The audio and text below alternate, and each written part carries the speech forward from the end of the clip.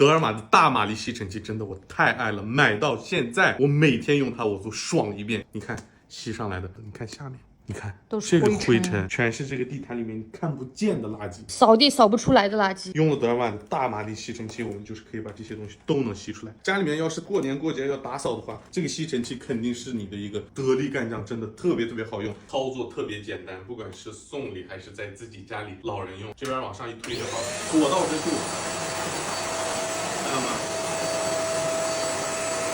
吸的就特别干净，而且它还有其他两个头，可以用在沙发上或者在窗帘上。一般我在家里面打扫这种电视柜的时候，那种角落，我就用那个尖头，直接就可以把所有的灰就给你吸走，特别方便啊。